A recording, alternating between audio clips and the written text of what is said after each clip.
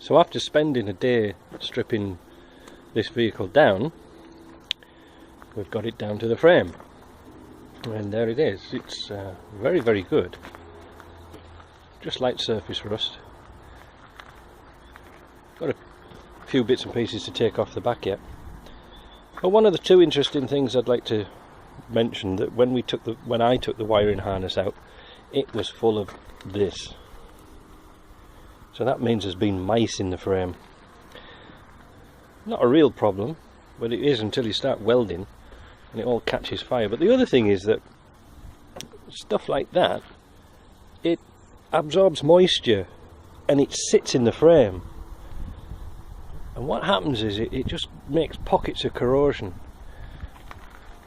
and that's a lot of reasons why these rust out from the inside out. They don't very rarely rust from the outside in. But anyway, that's what we're up to now. All the bushings and good. One thing I wanted to say was this has been rebuilt, and you can see here all the remanufacturing plates. There's another one here on the steering box itself. Not that I'm going to use it, but that's been replaced. Let's just have a little wander over here and I'll show you the engine. This is the one that came out, and I said I couldn't get it started. Well, the reason I couldn't get it started was, quite frankly, it was this bit. This is the back of the injector pump, and the shaft had snapped off. This piece is down here, that goes into there, and I suspect what's happened, it's had water in the fuel, and it's frozen in winter, and somebody's tried to start it and it snapped the shaft, because there's no other reason why this should happen. And again, I mentioned in my last video that this has been a rebuilt engine and it only had 7,000 kilometers, and if we look at the valves, they're perfect. And also here's the valve cover, look at that, it's like new. So there's no reason to suspect this hasn't been fully rebuilt. And look, there's all these telltale plates. This was done in 2004, this was done in 2005, and the engine was 2009. I did actually get it running by putting a pump on off a turbo diesel, the notorious turbo diesels. This isn't a particularly good pump, it's been stood on my shelf for years and years because nobody wanted it. But I put it on just to see if I could get it running, and I did actually start it up, but it wouldn't idle. And one of the problems was, well, perhaps you may be able to see here, the timing marks didn't seem to line up, which is very strange. There's the mark there, and it should be a dot here, but it's over there. Well, that's a strange thing I couldn't work out. Now I've put the pulley on so the belt didn't drop off when it was running, and you can see there's a mark just here that tells you where the top dead centre is. And the old school way of finding out how an engine is synchronising on top dead centre is to look at the valves. Now if I turn this and you watch these valves rocking just at the back, see they're just on the point of moving. That means you're on top dead centre. And of course I had it running, so it must have been alright. So that's a bit of a mystery. So it does run, it is a good engine, but it needs an injector pump. I'm going to sell this unit as it is. It is a later 2.5 because you can see all this better breathing, better oil control. But yeah, it's alright, there's no corrosion in it. It's a pretty good motor.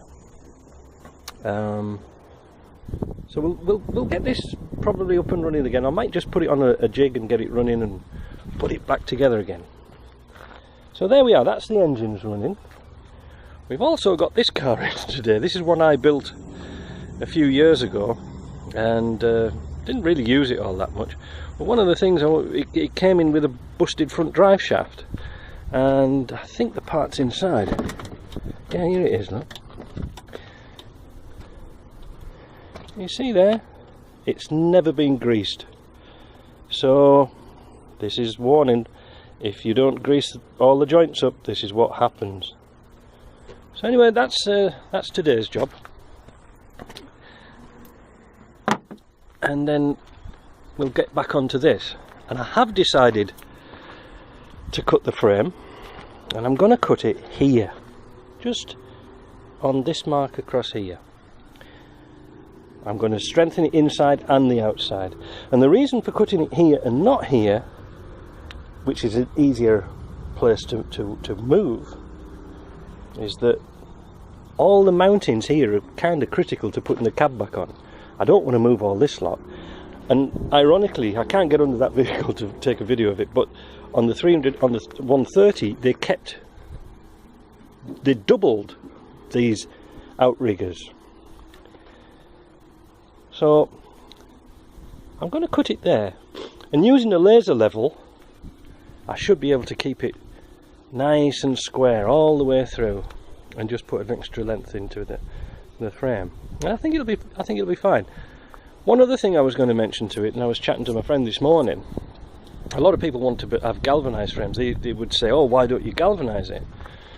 Well, the problem with that is that we've got to take it to Montreal.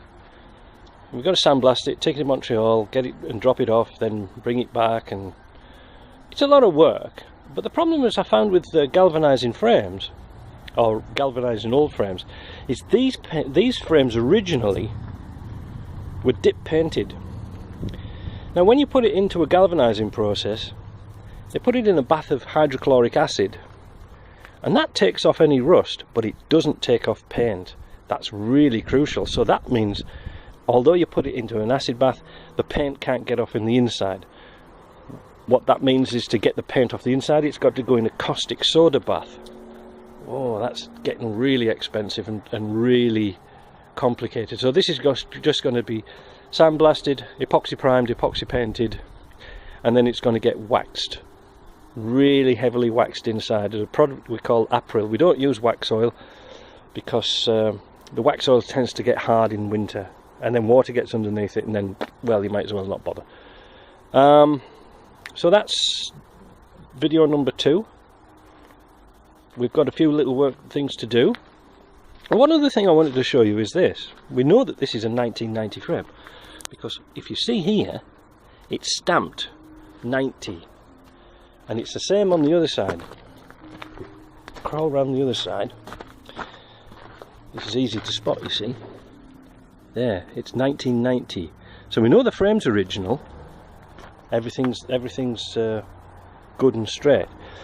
I suspect this vehicle, there's all the parts over there, I suspect that this vehicle's been rolled over at some point because it's had so many panels onto it. The bulkhead's been replaced, the rear sides, the rear tub sides have been replaced, the roof's been replaced.